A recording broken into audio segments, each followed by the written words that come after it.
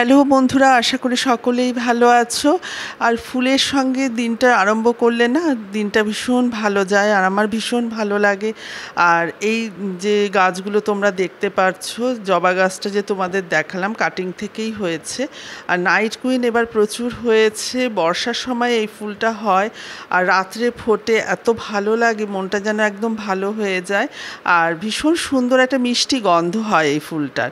আর এই অর্কিডটা আমার শীতকালে হয়েছিল।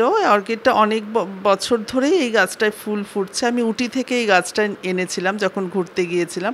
বর্ষার সময় বেশ কিছু কড়ি এই গাছটাতে এসেছে।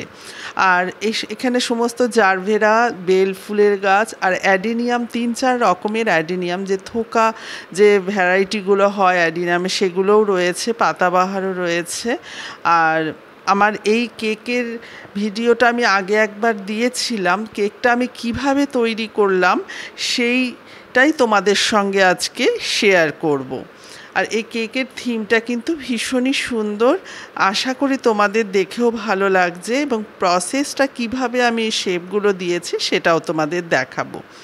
প্রথমে আমি এখানে 2 পাউন্ড কেক তৈরি করব। 2 পাউন্ডের জন্য আমি এখানে 4টে ডিম আর 300 গ্রাম মতন ময়দা, 300 গ্রাম চিনি, আর এদিকে নিয়ে নিয়েছি তেল 1 কাপ মতন তেল দেব।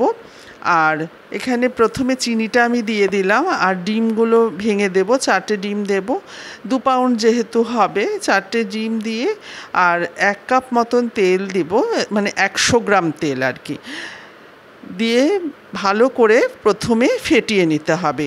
জানো তো, কেকের মেজারমেন্টটা ভীষণ ইম্পর্ট্যান্ট কেকের জন্য, এবং কেক যাতে ফ্লাপি হয় সেই কারণে মেজারমেন্টটা তোমাদের ভীষণভাবে দেখতে হবে, যেন মেজারমেন্টে কোনো রকম গণ্ডগোল না হয়। প্রথমে ডিম আর চিনি আর তেলটা দিয়ে ভালো করে ফেটিয়ে নিলাম। ফেটিয়ে নেবার পর আমি এখানে 3 কাপ মানে 300 গ্রাম মতন ময়দা দিয়ে দেব। ময়দা দিয়ে ভালো করে ফেটিয়ে নিতে হবে। এটা আমি যে তোমরা শিপ যে কেকটা দেখলে, সেই কেকের ভেতরের যে পোর্শনটা কেকটা, এটা হচ্ছে চকলেট কেক। কোকো পাউডার আমি 2 চামচের মতন, বড় চামচে 2 চামচ দিলাম। আর এখানে বেকিং পাউডার, বেকিং সোডাও দেবে। বেকিং সোডা কিন্তু খুব কম পরিমাণ আমি দেই, আর বেকিং পাউডারটা 2 চামচ মতন আমি এখানে দিয়েছি। দিয়ে ভালো করে ফেটিয়ে নিতে হবে। আর ভ্যানিলা সেন্স যেটা রয়েছে, সেটা আমি 6 থেকে 7 ফোঁটা মতো ভ্যানিলা সেন্স দিয়ে কেকটা প্রথমে বানিয়ে নেব। কেকটা এই যে মোল্ড যেটা রয়েছে, কেকের যে মোল্ড বক্সটা, সেটাতে আমি প্রথমে মাখন ভালো করে গ্রিস করে নিলাম। গ্রিস করে একটু ময়দা ছিটিয়ে নেব, ময়দাটাকে ভালো করে কোট করে নেব। তাহলে কি হবে, কেকটা খুব ভালোভাবে উঠে আসবে, এতে কোনো অসুবিধা হবে না। কেকটা অবশ্য 10 থেকে 15 মিনিট পর ঠান্ডা হওয়ার পরে কেকটা কিন্তু নিজে থেকেই উঠে আসবে। আর তোমরা চাইলে বাটার পেপার দিয়েও করতে পারো। বাটার পেপার দিলে, বাটার পেপার থাকলে ওটা আর এইভাবে কোট করবার, ময়দার কোট করবার কোনো প্রয়োজন হয় না, শুধু বাটার দিলেই হয়ে যায়। আর এখানে আমি 2টো কেক বানাবো এরকম, যেহেতু জাহাজটা 2 পোর্শনে ভাগ হবে, তো সেই কারণে এরকম মোল্ডের মধ্যে আমি 2টো কেক আমি বানিয়ে নেব। এটা কিন্তু আমার 2 পাউন্ডের কেকের মোল্ড। আমি কেকটা প্রথমে বানিয়ে নিলাম। এটা 180 ডিগ্রিতে প্রথমে যেটা করবে, 180 ডিগ্রিতে মোটামুটি 35 মিনিট দিলেই হয়ে যাবে। 2টো কেক আমাদের রেডি হয়ে গেছে।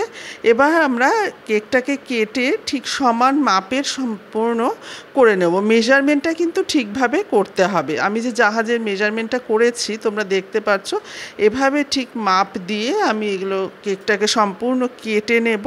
কেটে তারপর এর মধ্যে ক্রিম দিয়ে সমস্ত কিছু গার্নিশিং, যে সেকেন্ড কাজগুলো সব কিছু হবে। ঠিক এইভাবে কেটে আমি যে কেকের যে সামনের পোর্শনটা হবে বা পেছনের যে সাইডের যে পোর্শনগুলো হবে, সেইগুলো আমি আস্তে আস্তে মেজারমেন্টগুলো করছি। তোমরা নিশ্চয়ই দেখতে পাচ্ছো। কেক বানাতে আমার ভীষণ ভালো লাগে। আমি বিভিন্ন ডিজাইনের কেকগুলো করে থাকি। আমাদের যে কোনো অকেশানে আমি চেষ্টা করি সেই রকমভাবেই ডিজাইনের কেকগুলো তৈরি করবার। আর এই যে কেকের যে জাহাজের যে সামনের যে অংশটা, সেই অংশটা প্রথমে এরকম ত্রিভুজ আকারে কেটে নিলাম, আর পেছনের যে অংশটা রয়েছে সেটা কিন্তু স্কোয়ারই থাকবে। কেটে নিয়ে তারপর এর মধ্যে সুগার সিরাপ কিন্তু অবশ্যই দিতে হবে। কেকে সুগার সিরাপ না দিলে কিন্তু এই সুগার সিরাপটা আমি দিয়ে তারপর ক্রিম দিয়ে ভালো করে, আর যে আমি এটা বেসটা কিন্তু আমি নিজে একটা কার্ডবোর্ডের সাহায্যে আমি বানিয়ে নিয়েছি ফয়েল পেপার দিয়ে। তারপর ক্রিমগুলোকে এভাবে দিয়ে পুরো কেকটাকে প্রথমে সেট করে নিতে হবে। সেট করে নেবার পর তারপর গার্নিশিংগুলো আরম্ভ হবে, তোমরা দেখতেই পারছো। আর এই জাহাজের পেছন দিকে যে দেখতে পাচ্ছ, সামনের দিকে তো কিছু থাকে না, জাহাজের পেছনে যে ঘর টাইপের থাকে আর কি, সেটাই এটা বানাচ্ছি। আর এটা করে তারপর এই ক্রিম দিয়ে পুরোপুরি ফিনিশ করতে হবে। আর সাইডে আমি লাল মতন, মানে লাল বা অরেঞ্জ দিয়ে পিঙ্ক কালারের একটা ক্রিম দিয়ে গার্নিশ করেছি। আর এটা হচ্ছে সমুদ্রের যে ঢেউটা, সেটা নীল কালারের একটা, নীল ঠিক নয়, এটা হচ্ছে স্কাই কালারের একটা ক্রিমের সাহায্যে এভাবে এটা তৈরি করে নিচ্ছি। সামনে একটা ডলফিন আমি দিয়ে দিয়েছি যাতে এটা দেখতে আরও সুন্দর হয়। আর মাস্তুলও তৈরি করেছি, মাস্তুলটা সামনের দিকে দেব। আর চকলেট দিয়ে তৈরি করে রেলিংটা এখানে করে দিলাম। আর এই ছোট্টগুলো এখানে লাইফ বোর্ড টাইপের তৈরি করেছি। আর ওইখানে জানলাগুলো দিয়েছি, মানে প্রতিটি ঘর হিসাবে দেখানো হচ্ছে আর কি। আর এখানে মাস্তুলটা এইভাবে সাজিয়ে দিয়েছি। সবই কিন্তু এখানে খাওয়া যাবে, এগুলো সবই চকলেটের তৈরি।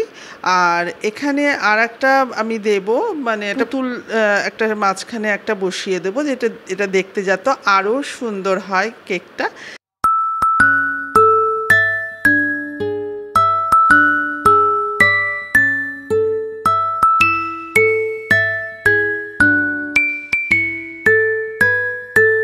আর এটা হচ্ছে একটা মাস্তুল মতন, এটা কিন্তু পুরোটাই একটা হোয়াইট চকলেট দিয়ে আমি বানিয়েছি।